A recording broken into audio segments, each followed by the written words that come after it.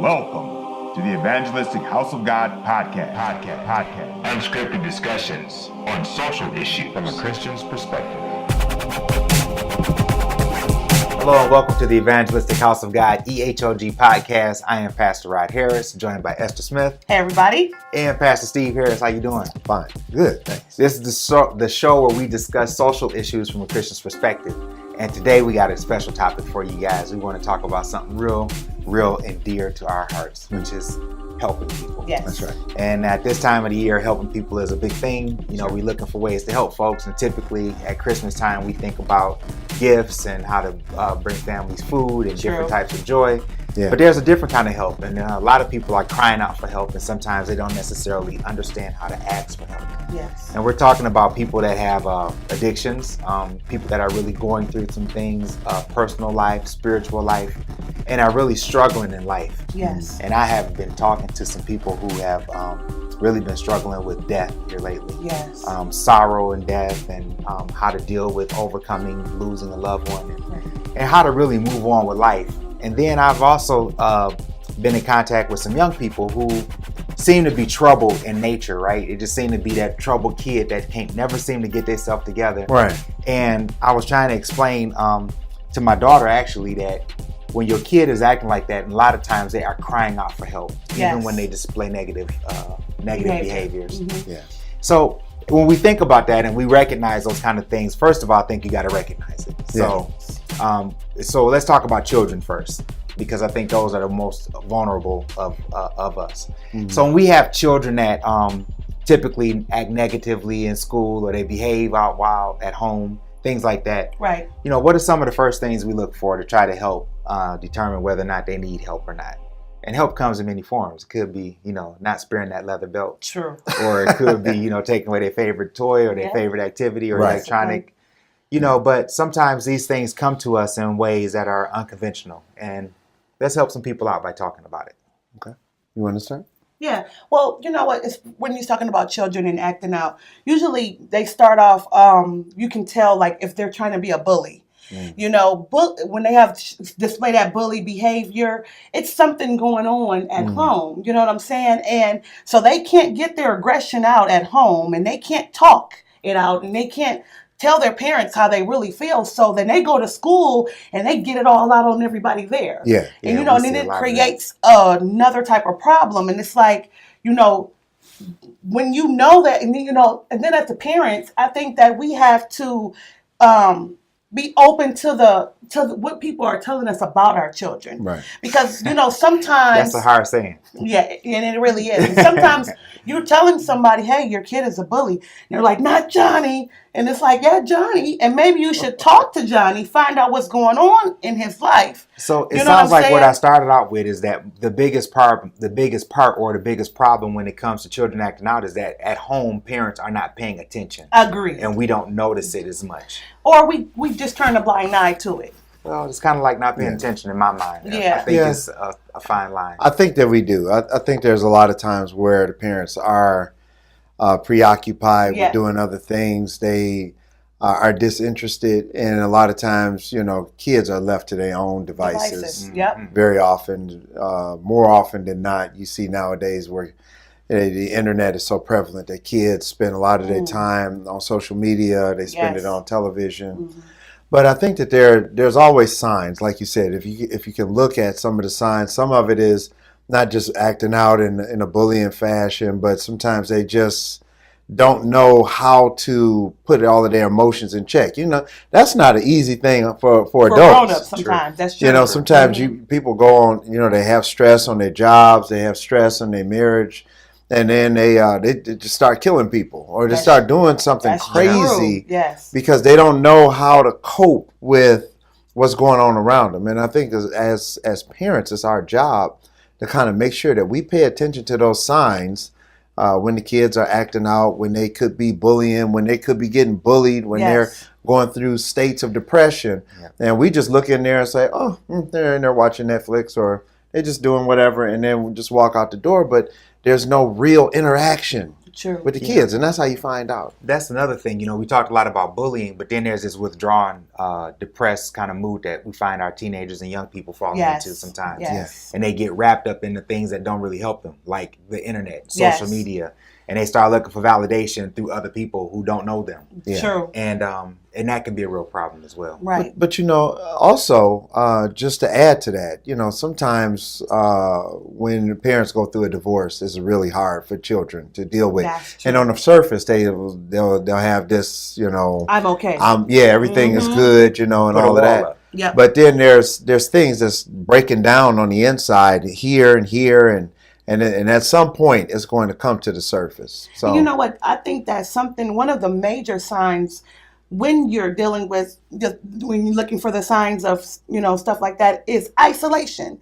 And in our world, it's so isolation, you can be isolated and still seem very in tune because you're on your phone or you're on the internet or you're watching society TV. Makes that easy nowadays because to everybody be isolated. does the same thing. Exactly. And so, you know, you can very much be isolated and seem like you're right here with us. But if your mind is gone and if you're on this phone and you're doing this and doing that, you're not really there. You know what I'm saying? And to that point, I think that as parents, a lot of times we just wrap that up and say, oh, well, that's just today's kid, you know. Yes. They're introverted, they're into this, you know, into whatever they're doing on it. But it's more than that. And we should want them to be more well-rounded and find out spending time with your kids makes a big difference. I think a lot of them just kind of boil it down to millennial tendencies, right? Yes. Yeah, And but they you know, just that's say, a this is cop the out. norm for millennials, and this is the way they act. And a lot of times, the parents are millennials themselves, and are also in that vein and grew up that way as well. Yep. And I think that a lot of times it's really, I mean, we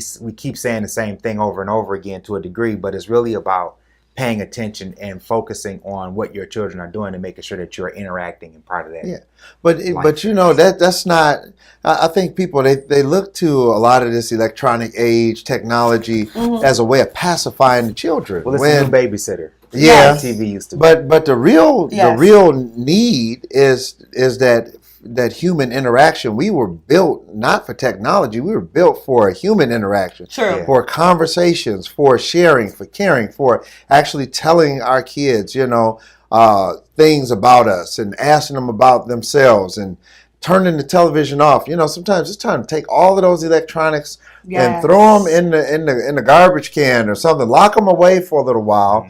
And learn how to have family time. Yes. You know, I'll just talk about from a natural perspective. Me, I work on computers all day. I'm in school all day, so everything is computer. Right.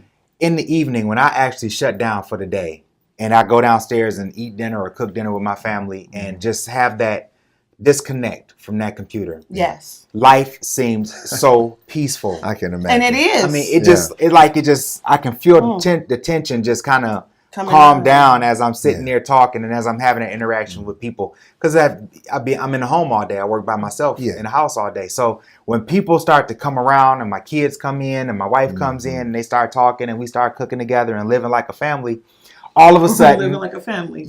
All of a sudden, I start feeling that stress and that tension from everything that happened throughout the day just kind of dissipate. And I start feeling better automatically. I think that our children also need that kind of a disconnect. Yes. You know, they need to be taken out of that environment that is stuck on technology, television, toys, game, you know, and just have a conversation. Yeah. You know. And in depth, though, too. You know, I think that there's a relationship that needs to be built that I don't think sometimes is there, that exists. Just because that's your mother or your father don't mean that you actually have the relationship that you should have. So this kid doesn't trust you with their information. That's so true. Right? That's so true. You don't trust them with nothing that you did in your past, so you don't want to talk about that. And so it's like this very...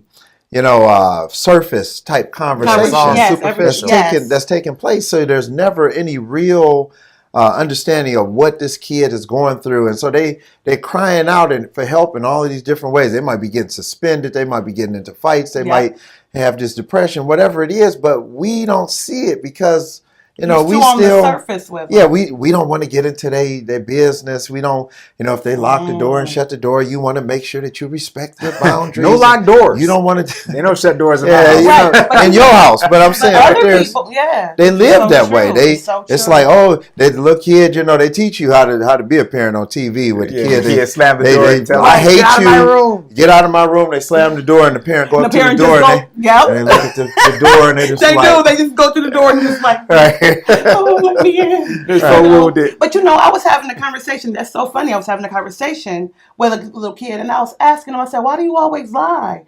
Because they have a problem with lying. That's another sign. Yeah. You should look for these types of signs. And I said, "Why do you always lie?" And he said, "Well, you know, because I don't. He didn't want to talk." And so then, but eventually, I just kept talking to him. I was like, "No, we gonna talk. We gonna have this conversation."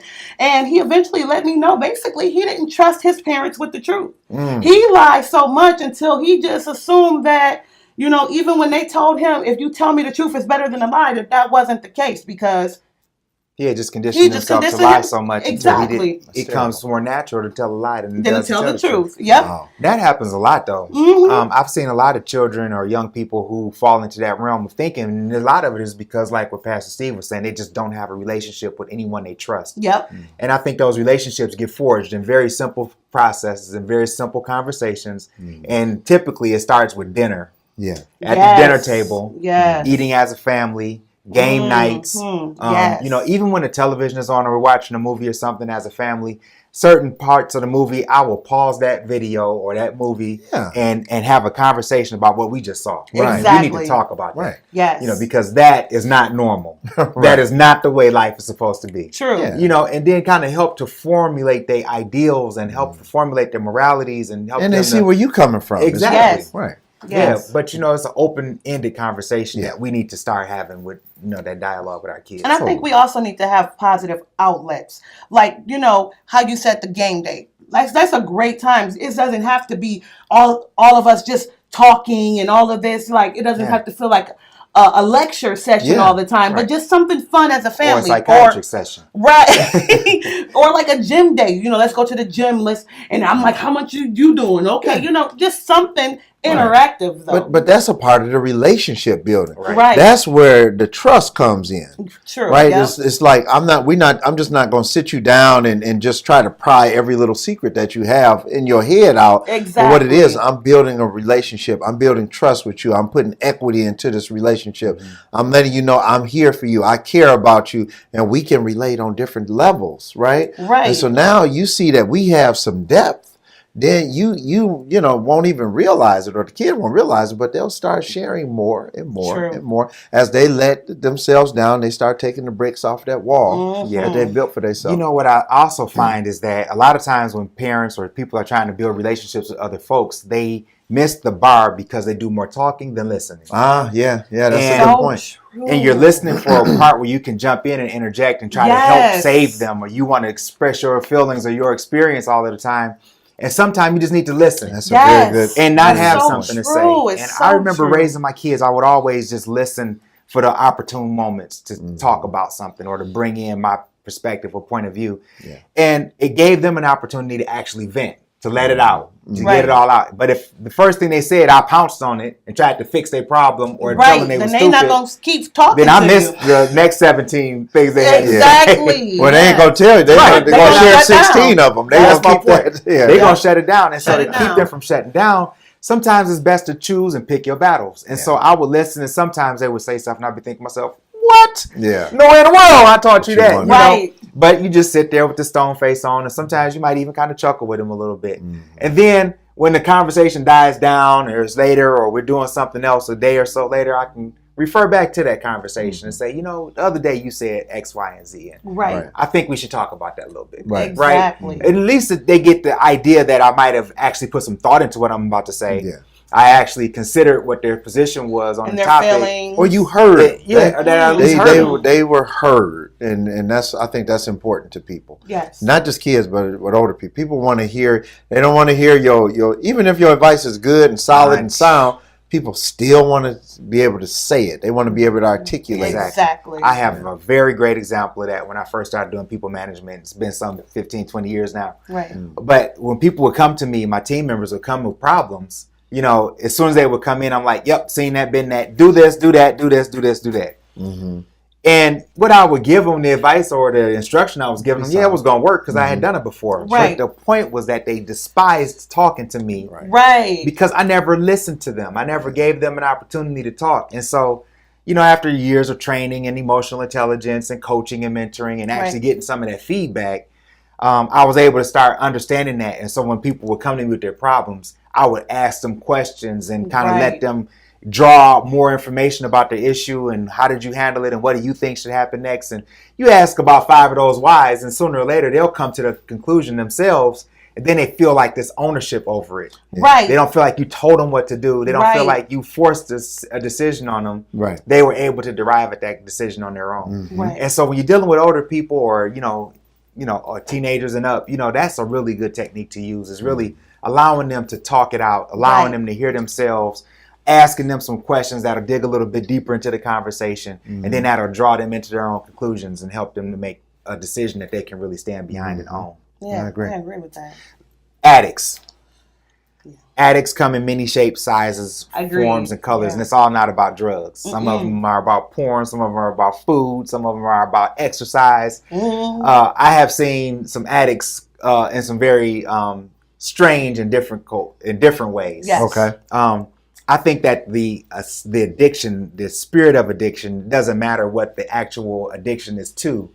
When somebody has a spirit of addiction, typically that spirit will carry out into other things unless that spirit is removed from them. Agreed. Or, taken away and rebuked. Yes. I have seen a gambling addict who used to be a drug addict. Mm-hmm. They don't smoke drugs or do drugs anymore, but they're a gambling addict. Right. Yeah. So we took the gambling thing, we kind of helped them get out of that. Right. And then they became, over efficient and over focused on something else. Right. Right. And then that went into something like exercise or something like, building or, and you can just see that the behavior is just really just kind of transferring based on what they got their hands on and what they're able to get at that time. It's so true. Mm-hmm. Because they have an addictive personality. Yeah, it's addictive spirit or addictive personality, however you want to call it. Okay. Again, I think it's a matter of recognizing it, calling it out, and then actually, I think it's about channeling into something that's more positive. Yeah. Yeah. So what are your thoughts on those?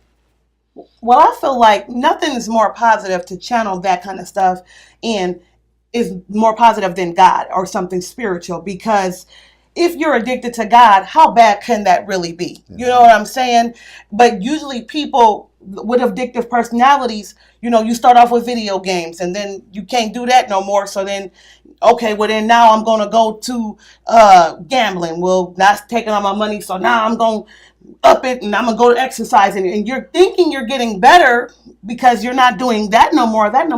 But if you have that addictive personality, you can channel that into God. Why don't you read your Bible? Why don't you get deeper with Him? Sure. Because that kind of addictive personality, that's something that you can get something out of later. Well, yeah, to benefit you more in the long run. Right. And even if you don't feel like you're getting the direct benefit of it, hopefully that love will lead you into helping somebody else.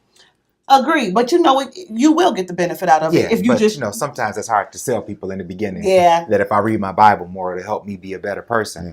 But it's guaranteed to make it that way. So the question I have is with these addictive personalities, are we talking about, are they okay with this? Are they crying out for somebody to help them? I think some of them do want help and just don't know how to ask for it. Okay. And I think whether or not they're crying out for help or not is a relative statement. I think that if somebody is addicted to anything that they don't have control over, then they need help. Mm-hmm. And so they might not recognize it as a cry for help, but I think that with loved ones, people that are around them, people that really care about them, ought to be able to recognize that and help somebody with it, especially if it's detrimental to their life or their lifestyle. Yeah. Mm-hmm. So if somebody was kind of like addicted to exercise and so they worked out twice a day and they ate right every day, I mean, what you gonna do is That's a pretty good addiction to have, right? Right.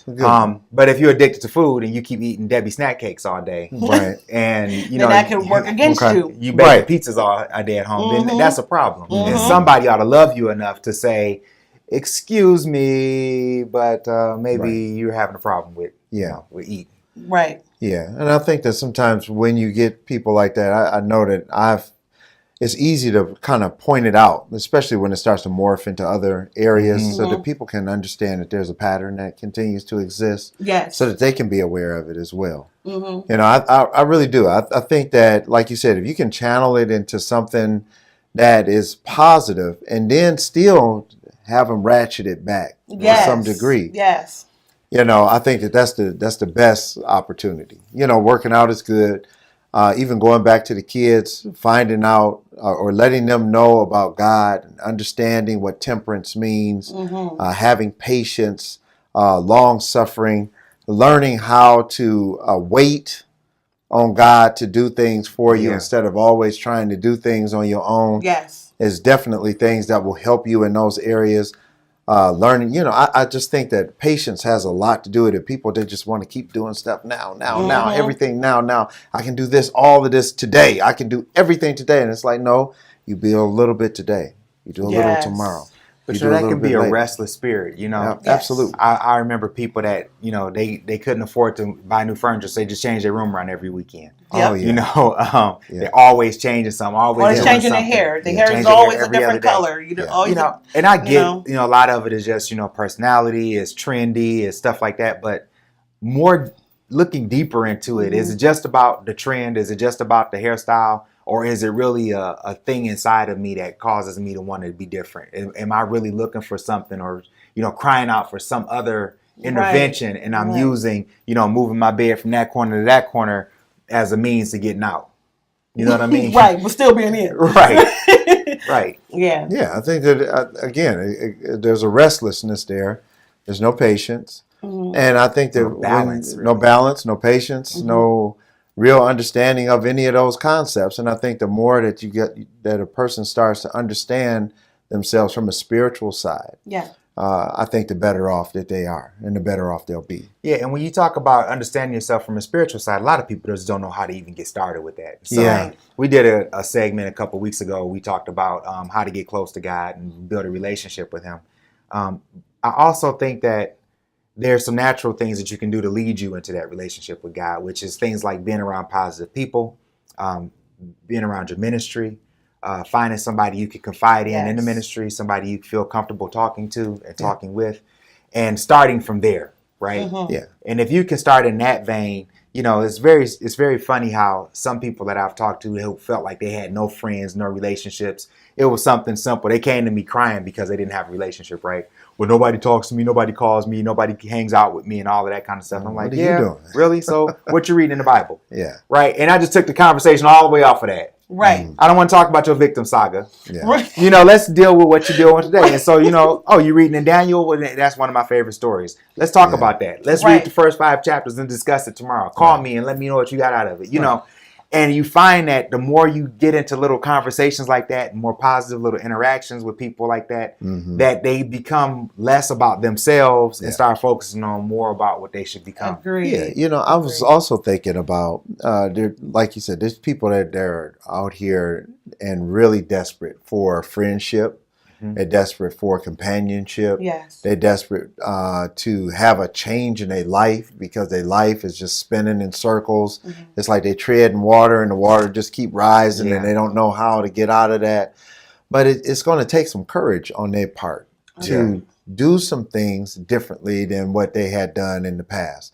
And that is to find, like you said, positive role model and attach yourself to that person. That's also good for people, like you said, these people with addictive type personalities or over compulsive, you know, behavior. Right. When you attach yourself to somebody who is, you know, has great balance, great understanding, somebody that you aspire to become like, that's when your life starts to turn around. Because especially in the church, you know, a lot of people, they sit around the church that even we go to, and it's in a a pretty rough neighborhood, but you see them and they sit on the porch and you can see they want to help, they want to get help, they want to come in, but it's like something just doesn't allow them to do it. Then it's like, hey, you got to get up. You got to have the courage. If you want help, you gotta take some time to help yourself by coming up and getting out of the house, getting off the porch,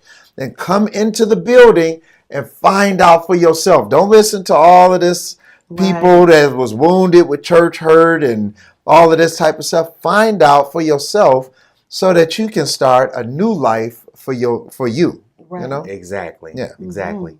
And it really, you talked about, it just starts with a little bit of trust. Absolutely. A little bit of faith. And a lot of letting go of you and some pride. Yes. Because that's really what holds a lot of us back. It is. It's pride. Really. Because, and especially from a man's perspective, men don't want to feel like they're in a position of vulnerability or need unless they want to be the victim because they don't have what they want. Yeah. Right. And so you got to make up your mind. Either I'm going to be a victim or I'm going to be an overcomer. And then go after what you want in life. And you have to admit to yourself that you have the problem. Yeah. You know, you have to admit it to yourself. Oh, I have a problem with food. I need to, you know what I'm saying? If someone, you know how sometimes you tell someone something like, you know, I see something and I'm trying to help you. And they like, that ain't me. And, you know, they offended and they, But admit it to yourself. Yeah. I think a lot of times that's what keep a lot of people from actually intervening and trying to help other folks is that they don't want to be caught in a system where they feel like they're judging somebody or they're insulting someone and things like that. Yeah. But I think it's a point in time where we got to get over ourselves, even in a position of help, and just put yourself out there and say, look, I realize that they probably might take offense to this, but let me go ahead and talk to this brother because I see him creeping up on 400 pounds. Right. Wow. And so it's a real conversation. It's not even from an appearance. It's from a life and death standpoint. That's so true. Heart attacks, strokes, sugar, I mean, diabetes. It's just a very simple or a very easy one to pick out. But there's some so more. Many. Yeah, but there's some more discrete issues that people don't want to address because they don't want to seem like they're getting engaged. But you gotta have the courage to trust somebody, and not just anybody, not just your homeboy or your girl that you know.